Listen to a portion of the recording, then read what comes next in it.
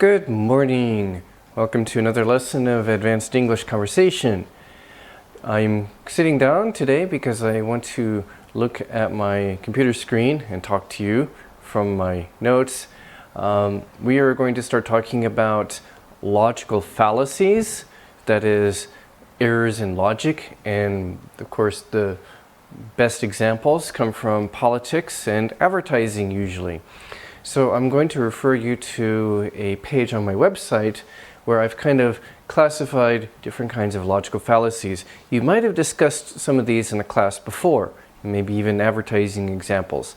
So if so, this will be kind of a review, but also preparation for another assignment. Instead of Google Forms, your next assignment is going to be a short speaking assignment that you will upload into the LMS.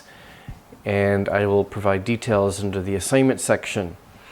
So you're going to maybe find some examples of logical fallacies, say in advertising or politics, and discuss them, your own examples. So I'm going to talk about some common types of logical errors, and this is my own classification. You can find other websites with other ways of classifying the numerous types of logical fallacies, perhaps even better ones, but this is just one that I made to fit my criteria.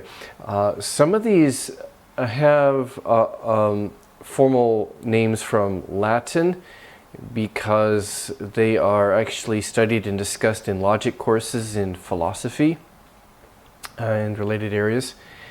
And the first people to actually describe these were ancient Greek and Latin scholars who studied logic, and they studied ways that people kind of violate good logic in public speaking.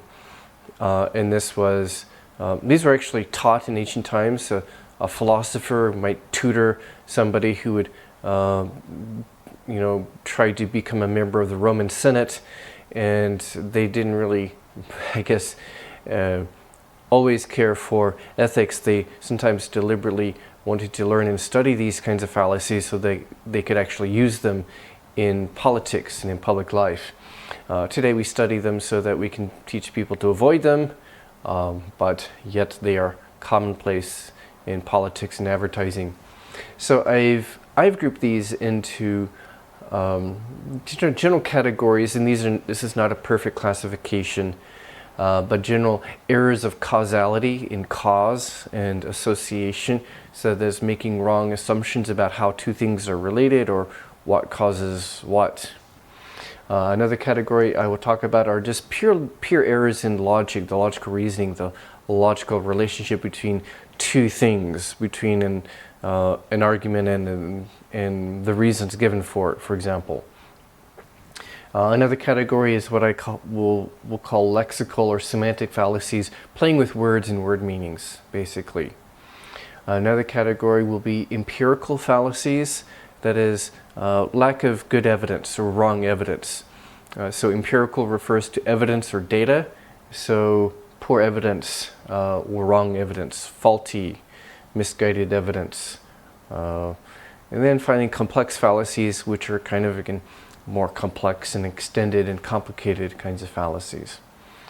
So first let's talk about the first category, and you can follow along on my website. I'll provide the link to my website in the announcements. Errors of causality or association. A lot of these are emotionalistic arguments because you emotionally associate something good or bad with something even though there's no logical connection. The first one is false cause, and this is pretty easy to see. Simplistic cause and effect relationships that may not be correct or valid. For example, okay, you could say poverty causes crime, or maybe somebody could say, they're claiming poverty causes crime, and maybe that's not exactly what they're claiming. When sociologists talk about poverty and crime, maybe people in the popular media might misunderstand or misinterpret what sociologists or academic people say, and they think poverty causes crime, and that's not actually exactly right. There is a relationship, but it's a very complex one. And it's not that poverty causes crime. It's not a direct cause and effect. There is a relationship, but it's a lot more complex. And a sociologist would understand that it's a factor. So poverty is a factor. When they talk about poverty as a factor, they're not saying that poverty causes crime. It's an important factor, but there are other things go with it, like income inequality and the justice system and other things. In the 1950s, we had some unusually cold winters, and some people assumed it was because, well, the US, the Americans and the Russians were conducting nuclear bomb tests, setting off nuclear bombs, and say, oh, let's see what happens. They thought, oh, the nuclear bombs are causing some sort of nuclear winter, and there was no connection at all. It was kind of a false rumor. There was no connection between nuclear bombs and the weather. So we sometimes have cold weather cycles due to ocean currents in the Pacific Ocean. You may have heard the expression, maybe I mentioned before, correlation does not mean causation. Correlation does not necessarily mean causation. So, or correlation is a relationship or an association, doesn't necessarily mean that one causes the other. It could be that one X causes Y, or it could be that Y causes X, or some other factor, Z, is what's causing X and Y. Or it could be just a coincidence. So for example, I'll show you some graphs here. You can plot this on a graph and make a claim that people who drown in swimming pools, there's actually a correlation between at least in the US, between the number of people who drown in swimming pools and the number of films starring Nicolas Cage. There's a graph. It proves it, right? And these are based on real numbers. Is there a logical connection? No. It's a coincidence. It's by chance. Per capita cheese consumption, so per capita, it's a Latin term we use in statistics, per person, literally in Latin per head or per person, so on average. If you take the cheese consumption, again, this is for, I think, the US or North America. So the average amount of cheese consumed per person per year in North America happens to correlate with the number of people who die by becoming tangled up in their bed sheets. I didn't know you could die like that. It doesn't sound fun. But yeah, it's just a coincidence. Per capita consumption of mozzarella cheese and the number of PhD degrees awarded for civil engineering.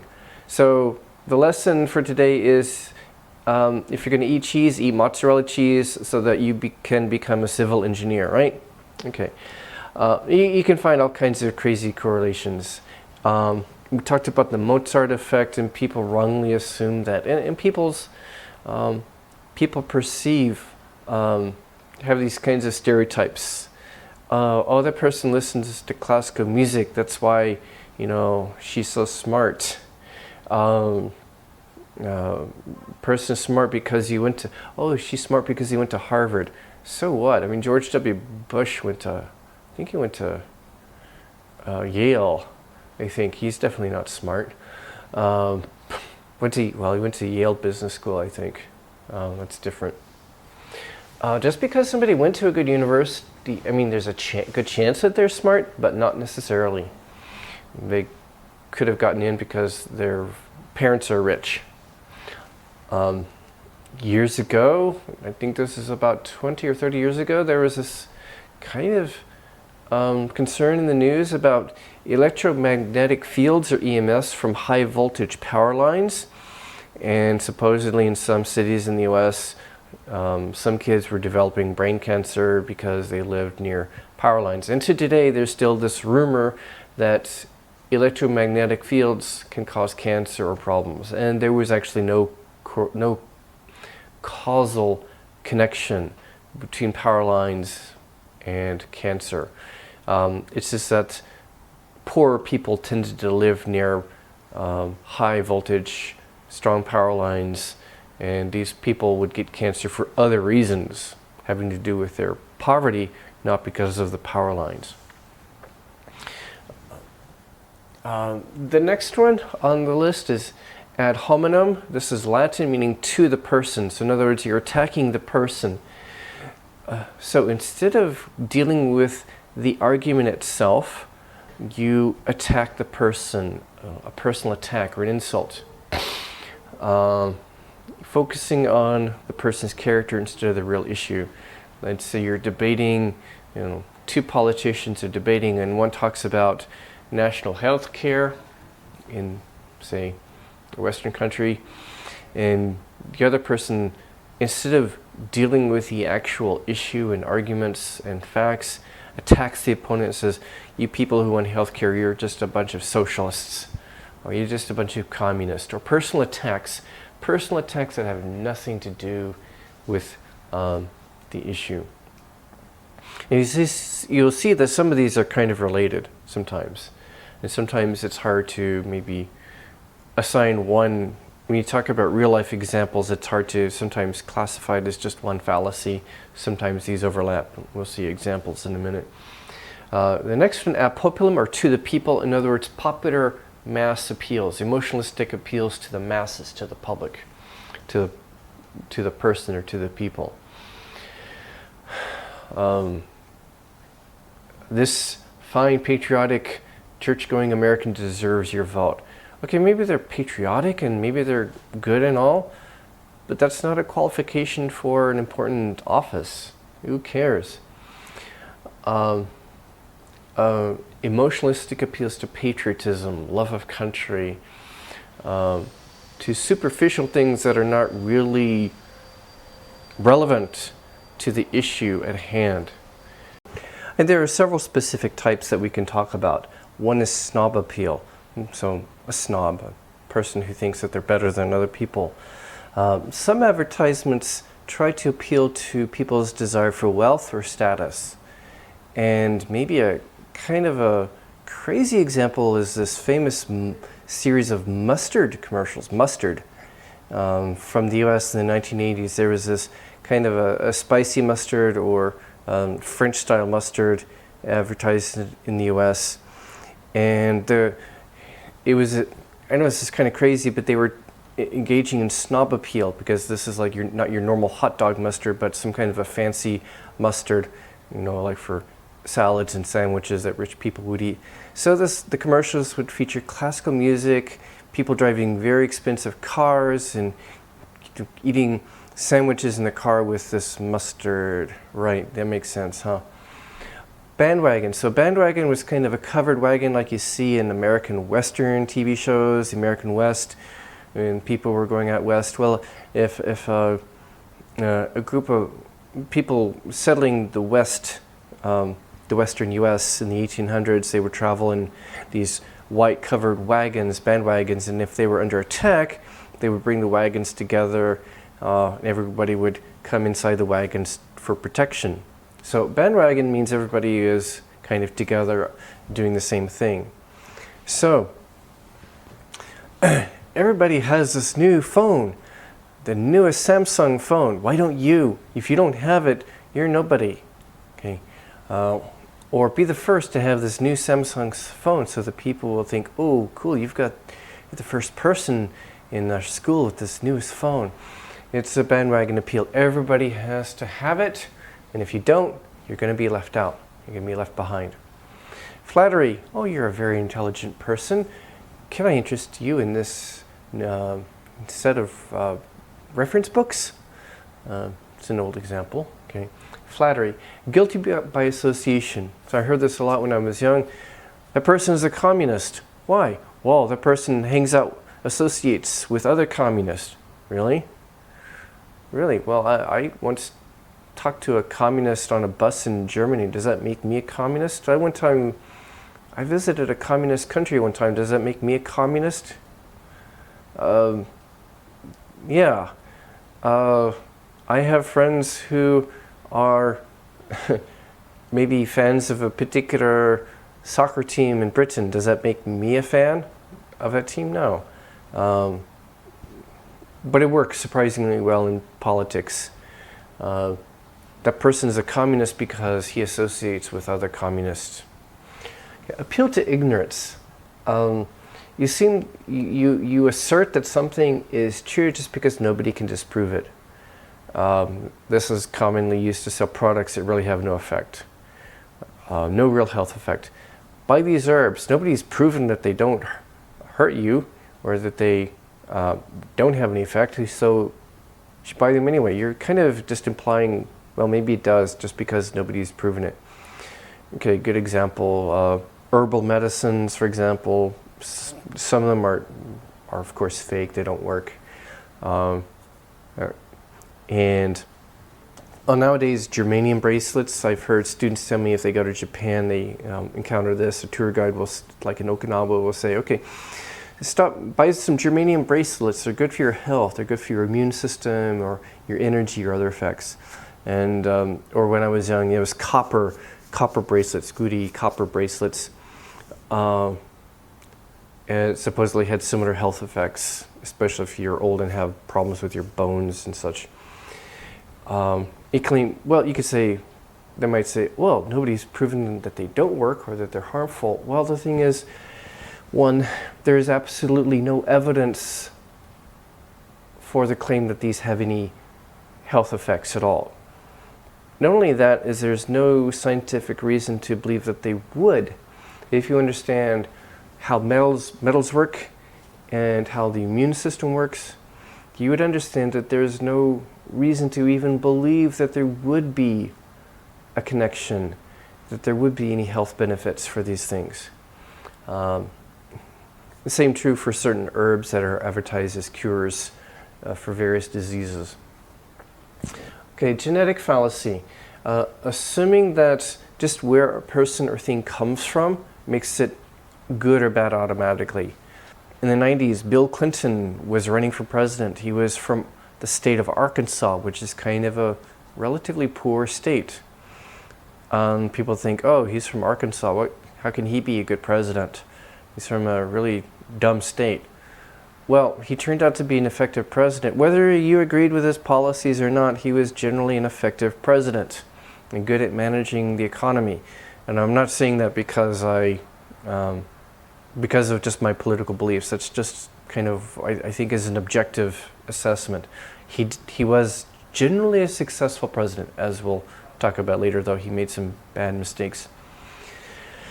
Acupuncture, qim, the needles in your skin you get from a honey one or oriental doctor, oriental clinic. Some people might say, oh, it's because it's traditional Eastern medicine and you're from East Asian culture, you might think, oh, that's automatically good for everything. And actually it isn't. On the other hand, some people, not only Westerners, but even some Asians might dismiss it completely and say, oh, it's not medically proven, it's just old Chinese medicine, it doesn't work. So just based on where it came from, you might assume it's automatically good or it's automatically useless. The truth is, medical research has shown that acupuncture is effective for some things. It's not effective for everything, but it's effective for some things, particularly managing pain and muscle injuries and things like that. So for some things, it's valid, it's good. And the reason is that the needles cause the brain to release certain chemicals that help to manage the pain or discomfort and other things where you can get your brain to release chemicals to deal with physical problems. Acupuncture works for that. Red herring, red herring was a kind of smoked fish, and if people in the old days, if people were using dogs like to find a criminal based on the scent, if you dragged some smelly fish across the path, they would supposedly confuse the dogs and they would lose the scent, the smell of the criminal that they were looking for, or a missing person they were looking for. So this is kind of similar to the emotional appeals that we mentioned earlier. Bringing up some emotional issue that's actually not relevant to the debate. And I saw this happen when Bill Clinton was running for president, and he was debating his Republican opponent. His Republican opponent brought up irrelevant things like, you were studying in the UK and you took part in an anti-American, anti-war protest, and then you traveled to some communist countries. And yes, he did visit some countries back then that were communist countries during his vacation. And he was trying to make an issue out of that. It was a distraction. It was not relevant to the debate or to Clinton's qualifications. And that was a red herring, bringing up an emotional issue that's not related to the debate. False authority. This is used a lot in advertising. Athletes advertise products. They might not even use the product, but they advertise it because they're getting paid. A famous basketballer is not an authority necessarily on shoes. Maybe he wears those shoes, but his feet are different from your feet. People's feet are different. And shoemakers try to guess what kind of design will fit most people or a certain group of people that they are marketing to. Just because it works for a famous basketballer doesn't mean it will work for you. And he's not an expert on shoe wear or athletics. You should believe this because this famous doctor says this works. Okay. In the US, for example, there's this doctor named Dr. Oz. He makes a lot of money selling really questionable health products. Your typical doctor, medical doctor, is maybe trained as a generalist, general family practice, and maybe they also specialize in something like ear medicine or allergy medicine or something. That doesn't mean that they're qualified necessarily on issues of nutrition. They are not necessarily trained in nutrition, so they may not give the best expert advice on nutrition unless they actually read medical research on nutrition.